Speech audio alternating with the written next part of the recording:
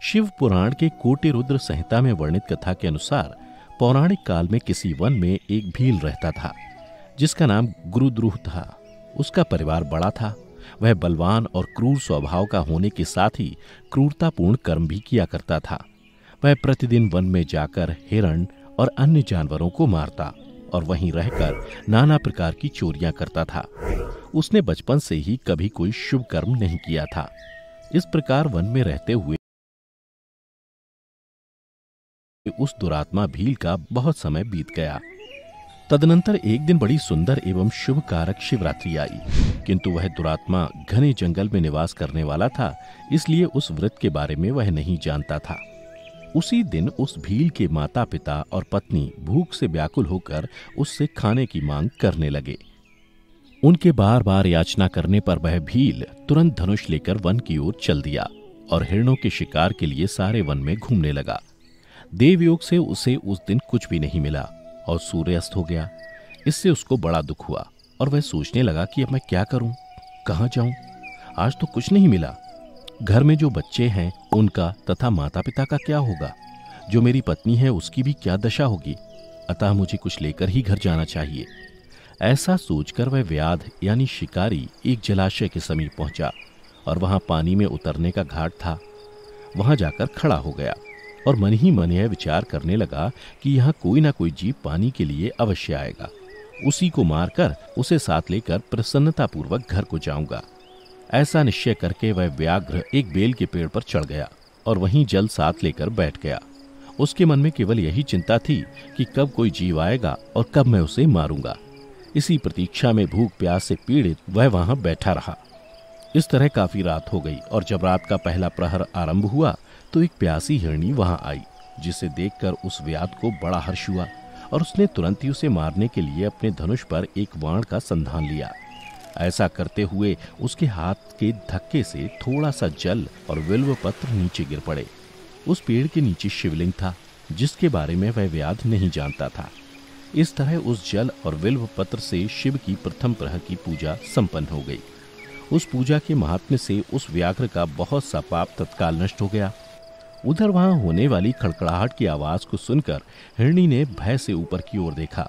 व्याध को देखते ही वह व्याकुल हो गई और बोली, व्याध, तुम क्या करना चाहते हो? मेरे सामने सच सच बताओ। हिरनी की बातें सुनकर व्याध ने कहा, आज मेरे परिवार के लोग भूखे हैं, अतः तुमको मारकर मैं उनकी भूख मिटाऊंगा और उन्हें तृप्त करूंगा। व्याध का वह दारुण वचन सुनकर तथा दुष्ट भील को वाण ताने देख हिरनी सोचने लगी कि अब मैं क्या करूं, कहां जाऊं। अच्छा, कोई उपाय सोचती हूं। ऐसा विचार कर हिरनी बोली, व्याध, मेरे मांस से तुमको सुख होगा। इस अनर्थकारी शरीर के लिए इससे अधिक महान पुण्य का कार्य और क्या हो सकता है। उपकार करने वाले प्राणी को इस लोक में जो पुण्य होता है उसका 100 वर्षों में भी वर्णन नहीं किया जा सकता। परंतु इस समय मेरे सब बच्चे मेरे आश्रम में ही हैं। मैं उन्हें अपनी बहन को अथवा स्वामी को सौंपकर लौटाऊंगी।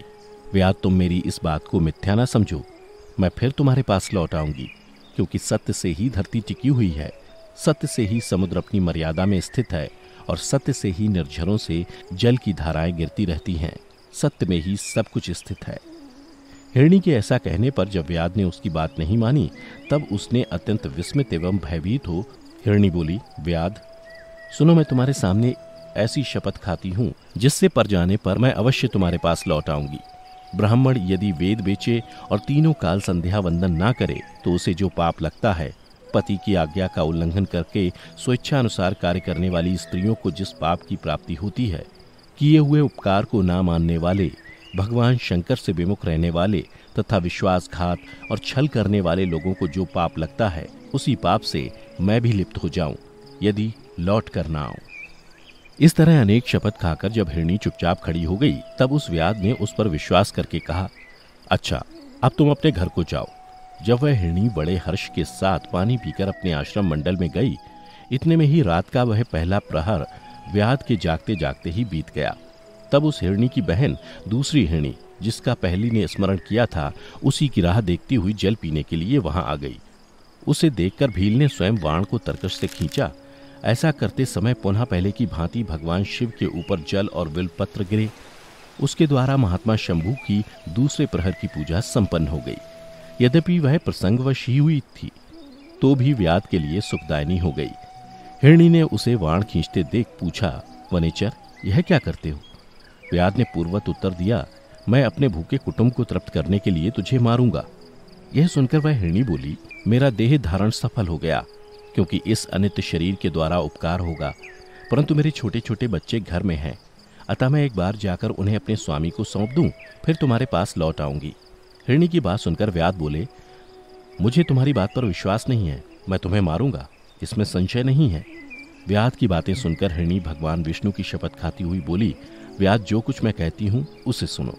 यदि मैं लौट कर ना आऊं तो अपना सारा पुण्य हार जाऊं, क्योंकि जो वचन देकर उससे पलट जाता है वह अपने पुण्य को हार जाता है।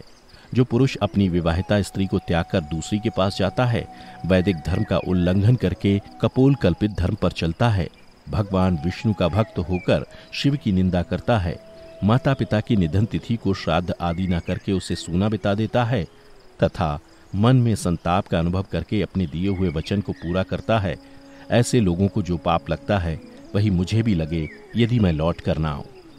हिरणी के ऐसा कहने पर व्याध ने कहा, जाओ। उसके बाद हिरणी जल पीकर हर्षपूर्वक अपने आश्रम को गई। इतने में ही रात का दूसरा प्रहर भी व्याध के जागते जागते बीत गया। इसी समय तीसरा प्रहर आरंभ हो जाने पर हिरणी के लौटने में बहुत विलंब हुआ जान व्याध उसकी खोज करने लगा। इतने में ही उसने जल के मार्ग में एक हिरण को देखा। वह बड़ा हष्टपुष्ट था।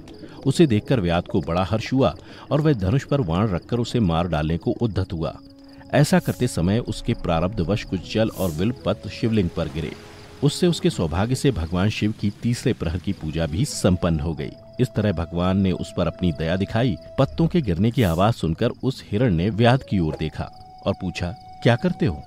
व्याध ने उत्तर दिया, मैं अपने कुटुंब को भोजन देने के लिए तुम्हारा वध करूंगा।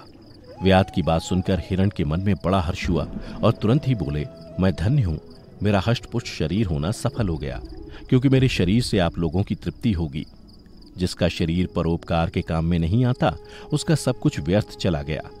जो सामर्थ्य रहते हुए भी किसी का उपकार नहीं करता, उसकी वह सामर्थ्य व्यर्थ चली जाती है तथा वह परलोक में नरकगामी होता है।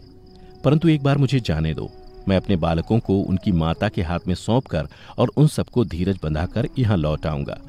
उसके ऐसा करने पर व्याध मन ही मन बड़ा विस्मित हुआ। उसका हृदय कुछ शुद्ध हो गया था और उसके सारे पाप नष्ट हो चुके थे। उसने हिरण से कहा, जो यहाँ आए वे सब तुम्हारी तरह बातें बनाकर चले गए, परंतु वे अभी तक यहाँ नहीं लौटे।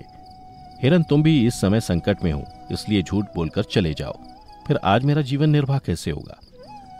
व्याध की बातें सुनकर हिरण बोले, व्याध, मैं जो कुछ कहता हूं उसे सुनो। मुझ में असत्य नहीं है। सारा चराचर ब्रह्मांड सत्य से ही टिका हुआ है। जिसकी वाणी झूठी होती है उसका पुण्य उसी क्षण नष्ट हो जाता है। तथापि व्याध, तुम मेरी सच्ची प्रतिज्ञा सुनो।